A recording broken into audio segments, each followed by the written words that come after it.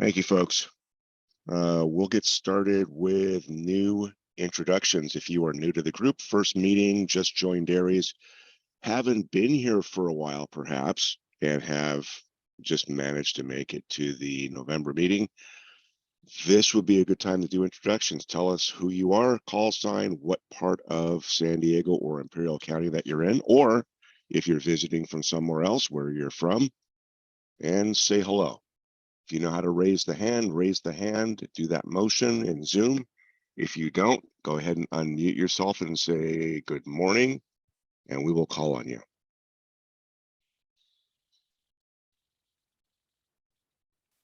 Or as Bruce likes to get up and dance on camera. That'll work as well. No one needs this. Good morning. Roy, WB9RKN. I haven't figured out how to put that in my screen name. Delmar Heights section in San Diego. I'm not a stranger to ARES, but it's been 45 years and half a continent since I've been involved. So I'm starting to get back into it. Thank you. Welcome back aboard. Anyone else that's new? KN6LZE, Don and Santee. Go ahead, Don. Yeah, I'm over here in this Don and Santee, KN6LZE. It'll be my first meeting as well. Very good. Good morning and welcome. Someone just posted a message that we're fixated on Chris this morning rather than have the video move along to anyone else that might be speaking. That's okay. Anyone else that's new for the moment? I just fixed that. Thank you, Dave. Okay, well, how about KG6TDP? I haven't been to any of the meetings since it was in person. Aha. Good morning to my Friday and Wednesday evening alter ego on the San Diego 6 meter nets here that we host. Mr. TDP, also famous for helping almost every other club in San Diego and other groups as well, not just the clubs, but some of the other folks like ARES that do community support. Mike is a famous fixture in that he is a staunch and always willing volunteer to go out and help out, usually set up, tear down for events, sometimes moving heavy equipment, including the ARES trailer. Thank you very much, Mike. Appreciate you being here this morning. Anyone else? Anyone else new or returning to the party, as the case might be?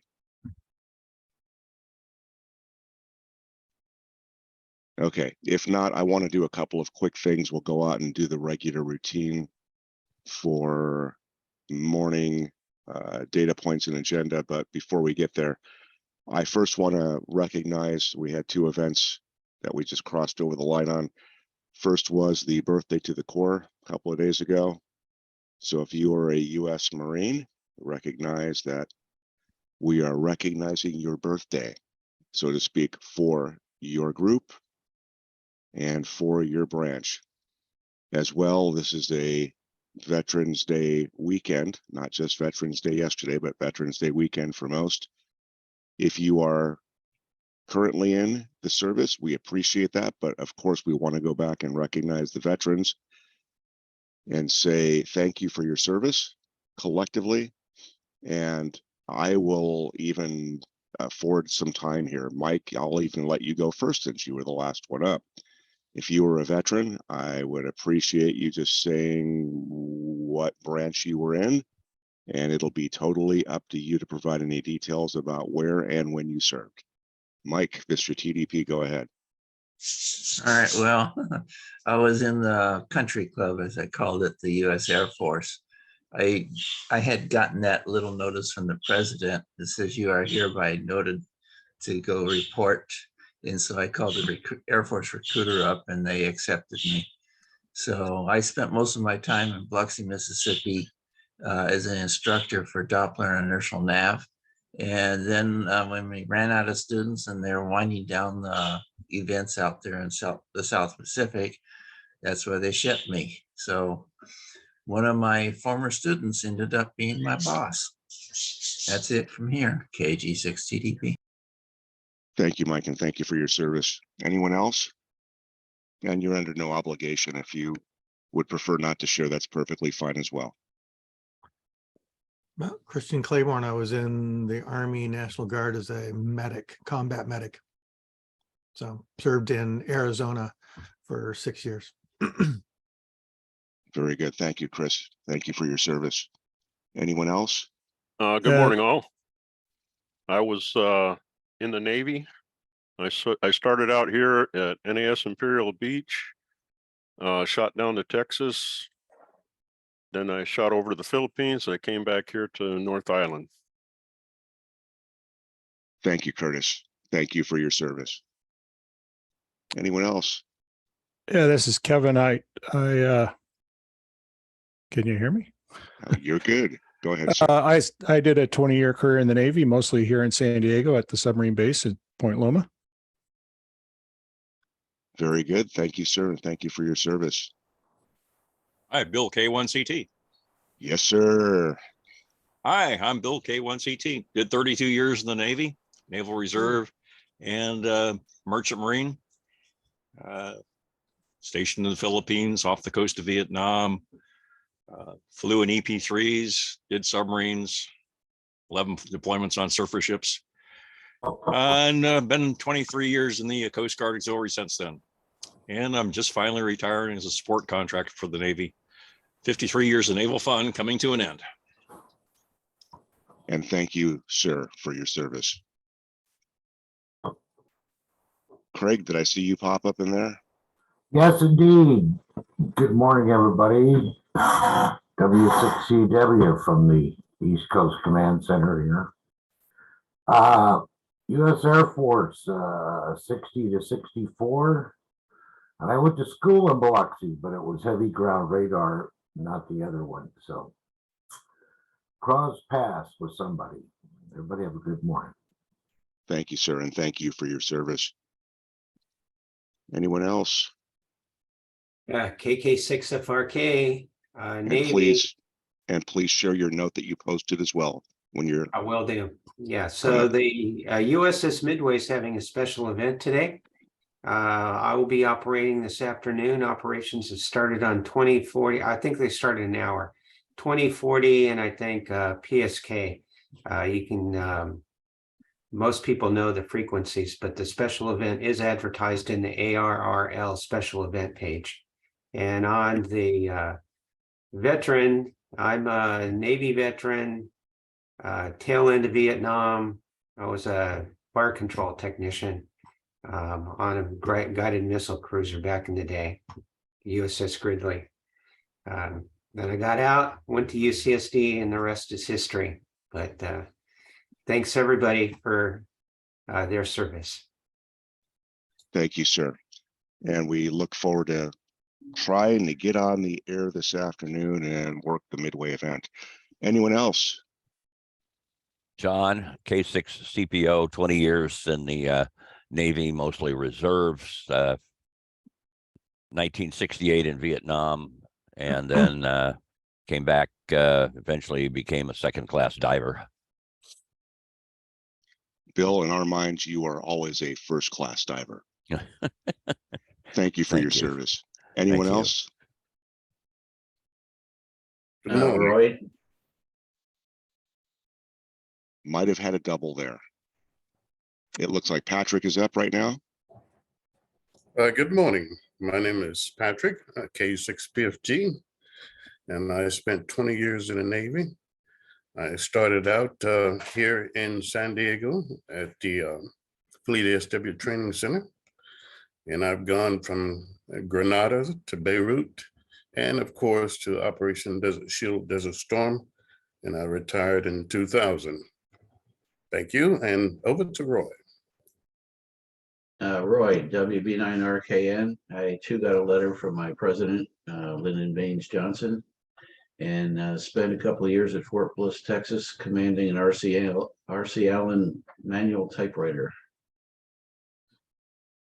Very good. Thank you both, gentlemen, for your service. We have anybody else? Tim, AJ6XP. I'm a retired Navy. I retired in 2005. Thank you, sir. Thank you for your service. Anyone K6RJF. additional? K6RJF.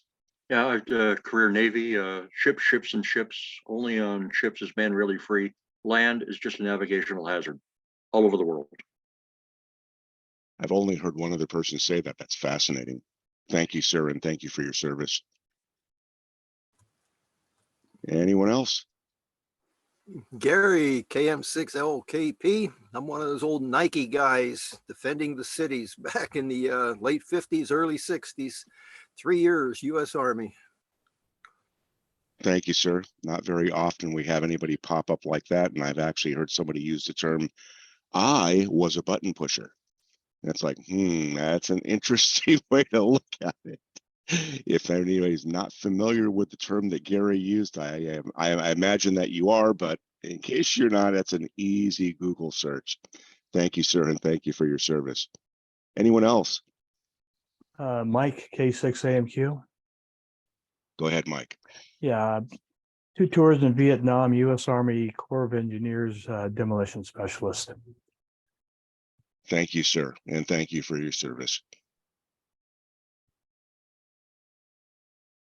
Anyone else?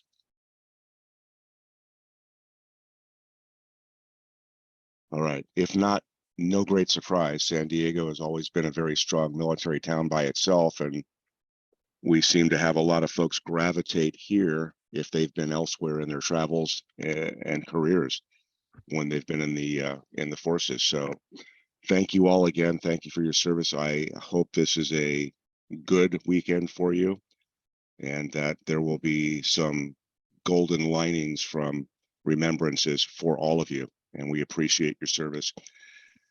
We're going into the month, obviously, of Thanksgiving, already into it a bit, and Thanksgiving is edging closer.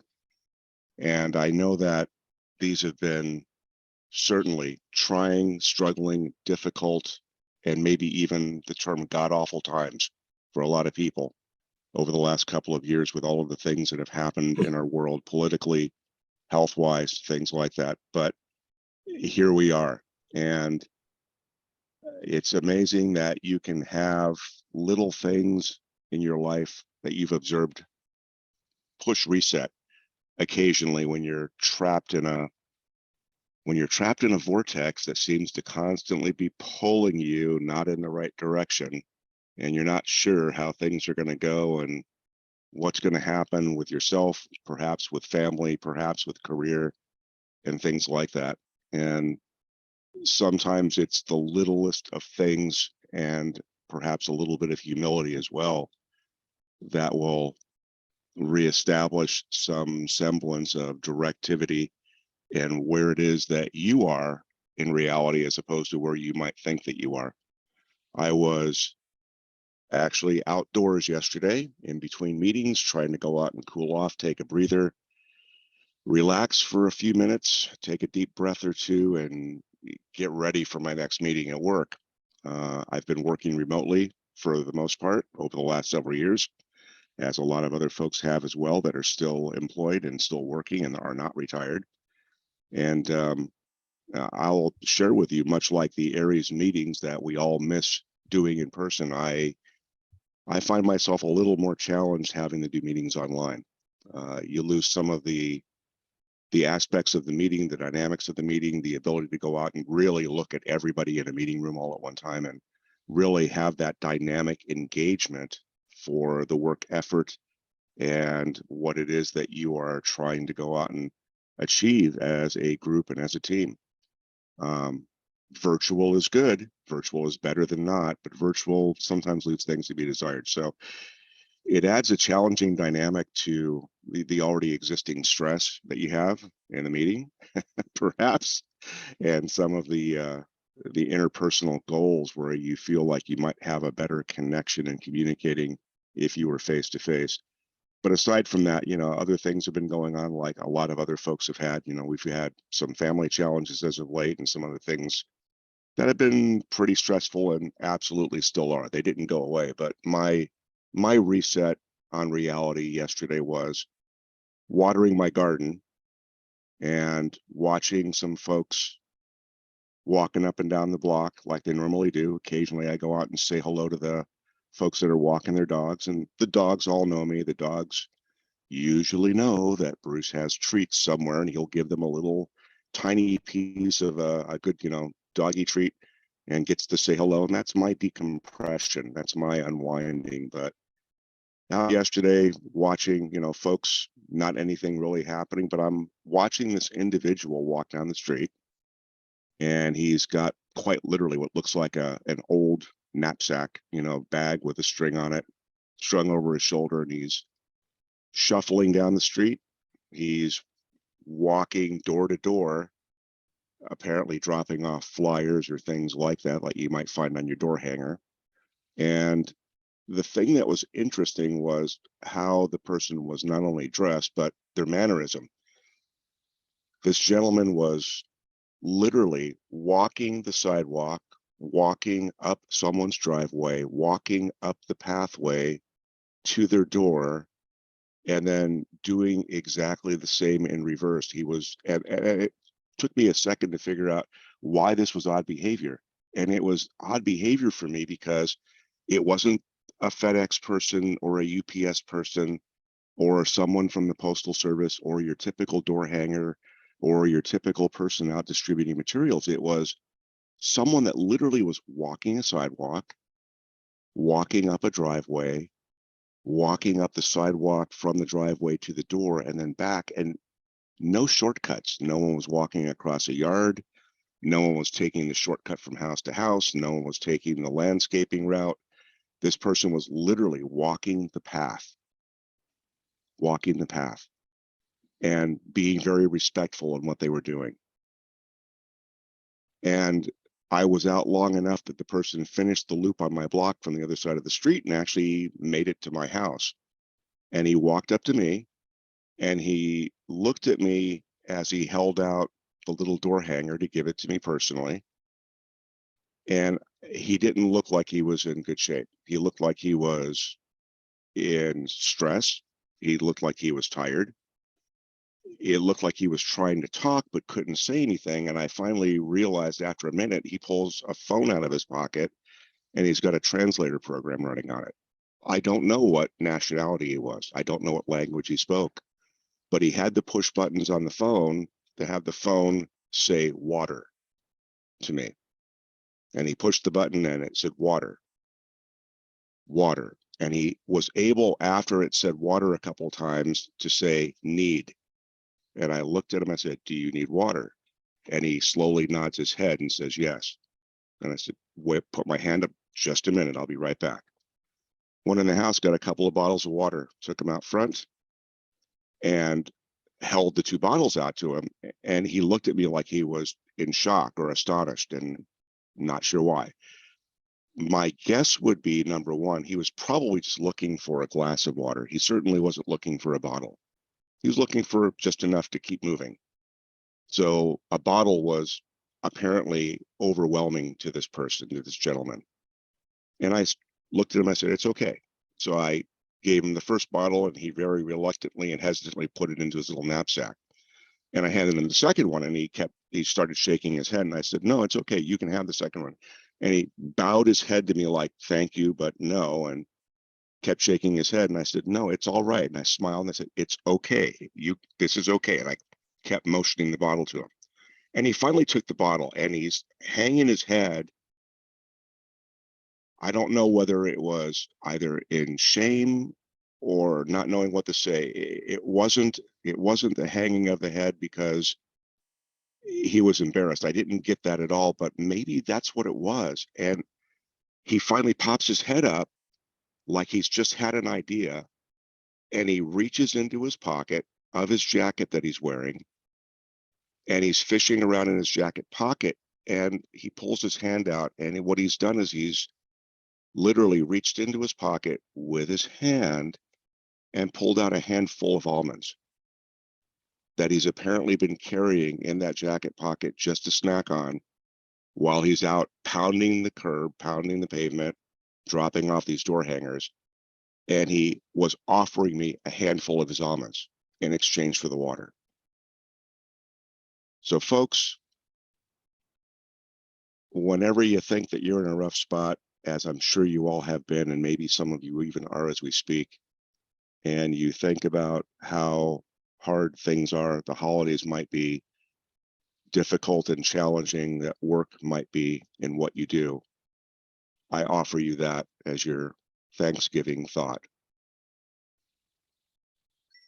It was all he had to offer, and he was willing to share his food with me in exchange for the water. Let's go to Dave, N8 KBC, and let's do section announcements for the folks on the call. Go ahead, Dave. Caught me eating some breakfast. Let me bring it on back up again here. The next thing we have coming up is the November sweepstakes, which is the 19th to the 21st.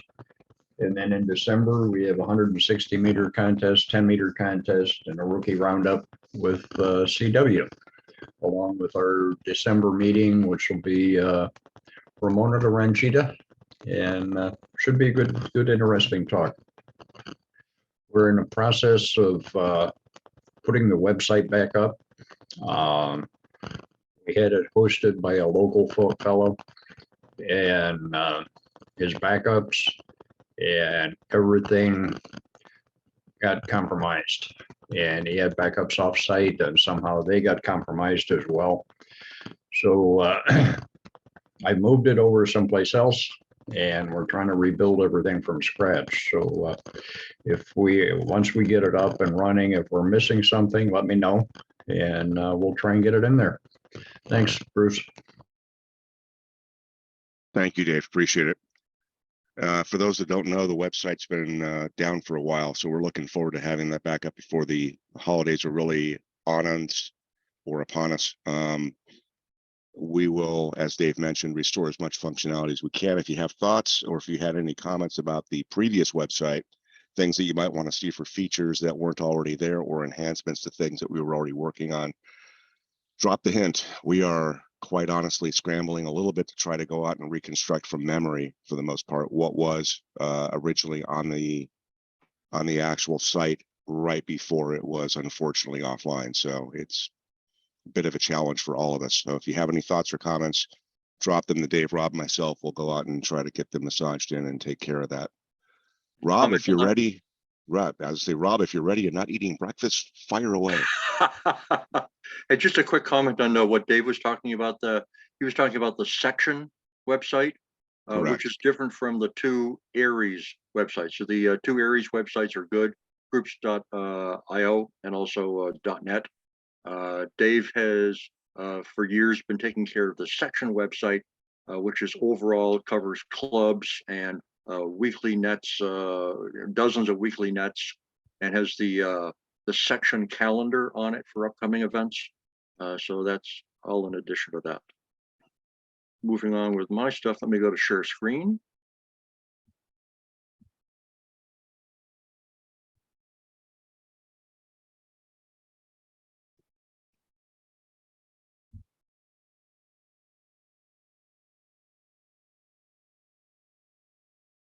There we go.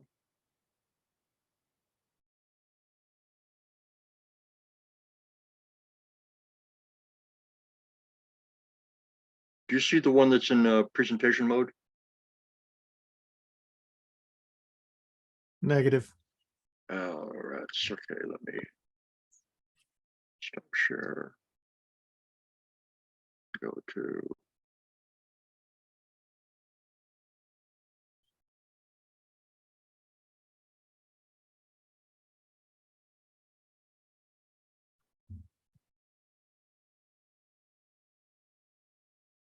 Is that in Now you're good. presentation? Now you're good. Okay, good. So we'll move along here. Okay, so talking about meeting topics. So today, Chris, thank you standing by for SOTA on the air in a few minutes. December is Ramona to Ranchita Communications. January, we've got Randy KQ6RS, who is an RFI expert and lives in San Diego, coming in to talk to us about RFI. And also at the January meeting, we're going to have the annual EC and Leadership roundtable, so it'll be a double header there in January. Please send me ideas for future meeting presentations. We're building out the calendar for 2023, and I'd like to know what people would be interested in hearing. Could be any topics, and we'll make a list, and I'll try to round up presenters for anything that people would like to talk about. And okay, so has been discussed in the past, Yuma Hamfest 2023, which is supposed to be early next year, was canceled. It's probably never coming back in Yuma. And so the division leadership, the ARRL Southwest Division leadership, is looking at a possible substitute for Yuma Hamfest. And the leading contender right now that everyone's talking about is Copa Fest. So it might be the 2023 convention might be in October of 2023 in Maricopa, Arizona, which is near Phoenix. And if you want to see what type of things they do at their normal Copa Fest, you can look at their website, copafest.org. In order to be a division convention, there are extra activities that have to be added in. And so the division leadership's talking to the organizers of Copa Fest right now to see if that is feasible. So for training events we had just recently in the last few weeks, Munir did a great job working with lots of WinLink and Shakeout experts in the Southwest to put together what we did in San Diego for the California Shakeout on October 20th, which was the official date of Shakeout at 10:20 in the morning. And also the follow-on after Shake that happened on Saturday. And there were nets on both days, and did you feel it reports were sent in. So Munir, great job with that, and everybody else that helped out by being net controls on UHF and HF and submitting reports. Overall, it went very well. You might remember just a couple weeks ago we had the activity day in Kearney Mesa, and also there were satellite locations in Escondido and Fallbrook. Photos have been posted, just a few here. So we got Gary came down from Hapatula Valley, and with his Go Kits, standing there with Bruce. At canopies set up, everybody was showing off Go boxes. People were doing some demonstrations on building balloons and also Anderson power pole connectors. We got everyone was ready to explain everything they were doing. There's a motley crew, isn't it? Look at all those guys. Okay. And Bruce won the prize for most elegant tablecloth on any of his tables there. It came out looking pretty good. And John, that's you on the right, I think there, right? Yep. And on the left is Austin #2. Just so that you're aware, we have had 2 people join ARES recently, Austin and Austin. So this is on the left there is Austin #2. Both are active duty. And so just Austin and Austin, got it. And there's Frank showing off some of his HF gear there. Munir, fresh off the convention circuit, has been explaining free DV, digital voice mode on HF to everybody. And John adjusting his antenna there. And what I've learned about magnetic loop antennas is that they require constant adjustment. You're always sort of twisting that coax loop around. So there's Jay and Marty playing with magnetic loop antennas.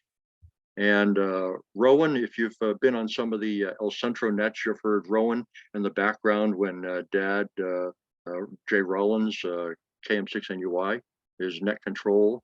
We've often got a little voice in the background, and that is Rowan there, who also came over from El Centro to join us. Satellite locations, Valley Center Amateur Radio Club took their trailer down to Escondido because they were going to be down there anyways for an exam session. So there's the Valley Center / Escondido crew there inside the trailer. Fallbrook, I'm sorry, I don't know all the names of all the people in Fallbrook. So they had a public event, a fall festival to support, and so they sent it behind the library in Fallbrook. And there's Stephen and KC6MIE, and they did digital and HF and members of the public coming by during the festival. Because it's a cute little dog. There's always going to be a cute little dog there, right? Okay, I don't know the dog's name. Other events that happened recently, October 22nd, we had a special event pulled together very quickly by PAIR. It was the Palomar Mountain Hill Climb put on by the San Diego Lotus Club. Pam's provided support on the closed course.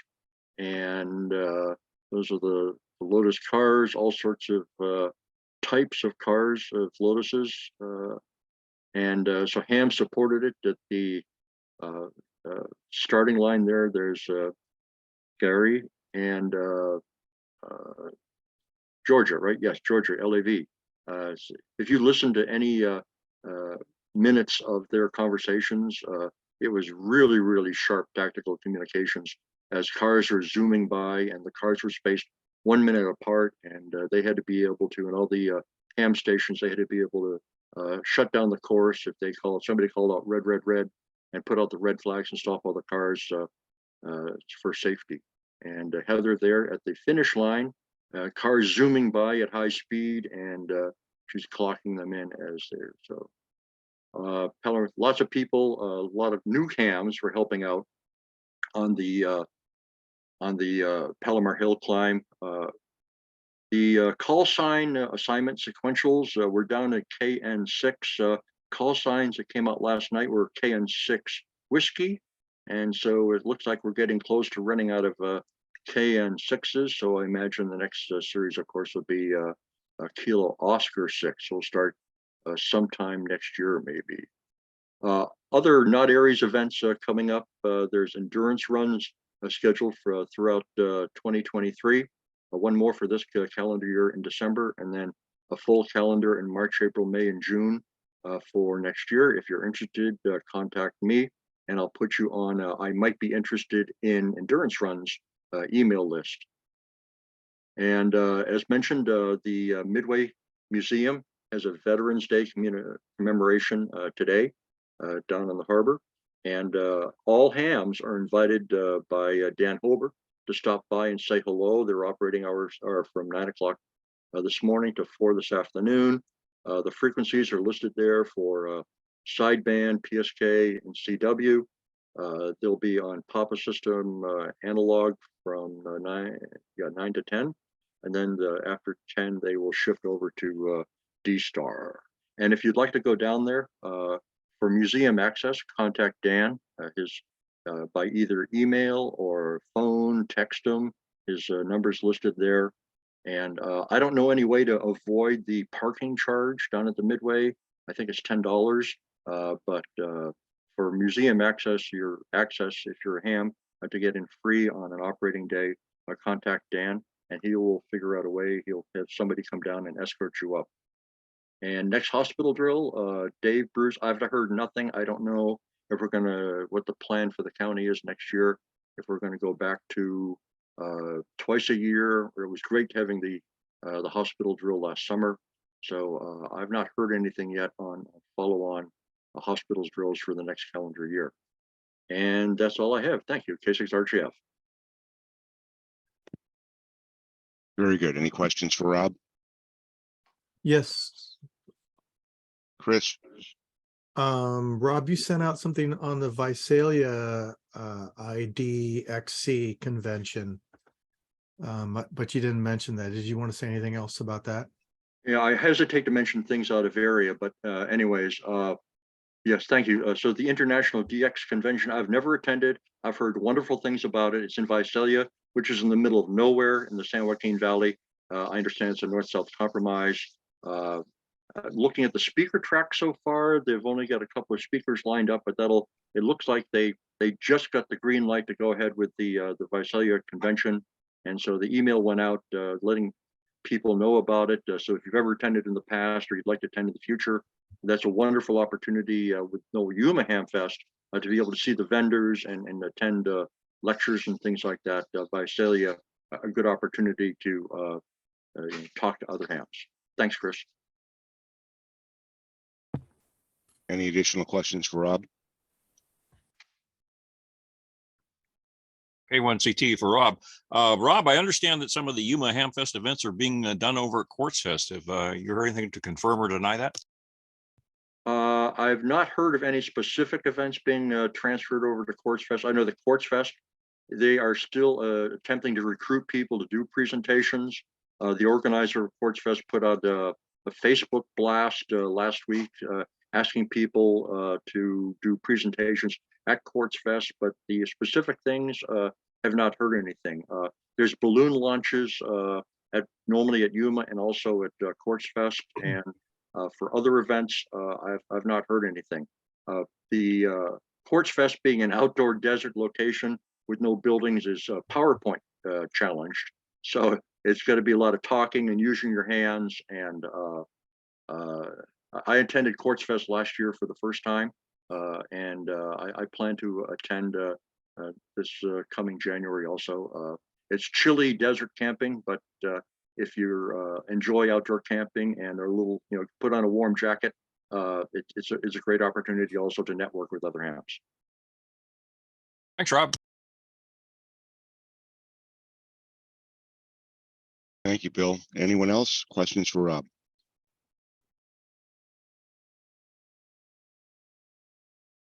All righty then, Rob signs off. I'll do the wrap-up pieces. The dovetail onto what Rob had mentioned regarding the hospital drill was interesting. We had understood from the county and from the state there was planning for a drill to occur in the month of November. They've been talking about this for several months.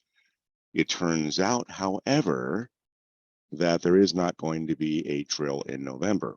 There has, however, been 2 meetings so far with additional ones to follow, planning for the regular cadence of statewide hospital certification drills beginning again in 2023. Typical cadence, we'll be looking at the early part of May, and we will be looking at the early part of November, or potentially, depending on what happens with statewide planning and other calendaring and scheduling conflicts. They also mentioned possibility for late September, mid-October. But right now the cadence is May, November as being planned.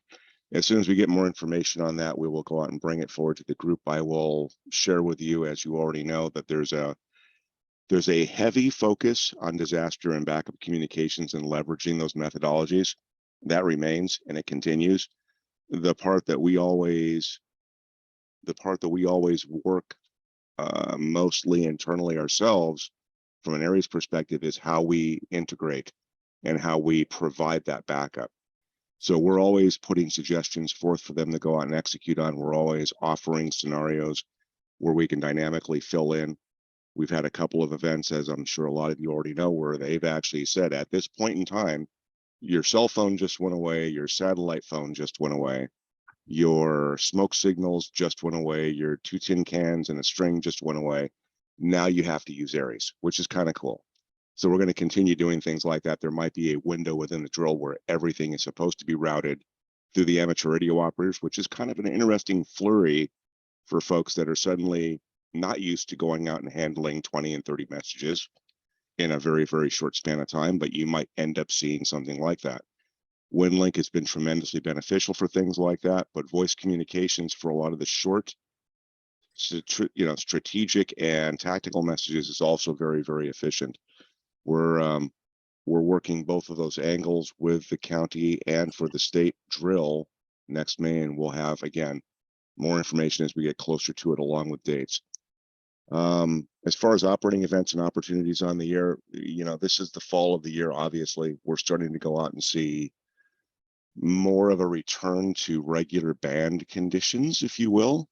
If you've been around the sun long enough, you and an amateur radio operator, you've probably observed that there are better seasons as opposed to not so good seasons when it comes to solar cycles themselves. it looks like we're getting into something that's pretty decent. The indices that people like to follow, almost like betting circles in Las Vegas, and what numbers mean what things for odds and percentages seems to vary quite a bit. And people are very surprised that one particular index, when it's off and usually means something very bad, doesn't seem to have as much relevance these days, with the sun doing its thing and the earth being the beneficiary of that in the in the way of radio waves being bounced a certain way. So it's been kind of cool watching the naysayers out there going, yeah, the numbers are all wrong. And yet people are working things on odd bands that are very, very far away, that by all of the normal, we used to in weather forecasting call them weather, guessers, but now we've got propagation guessers. So it's really cool to see the propagation guessers and some of the science that we know is pretty good science. And if not, it's good from observations that you can go out and do these predictions, and finding out that a lot of them have just been goofy, off, or completely wrong.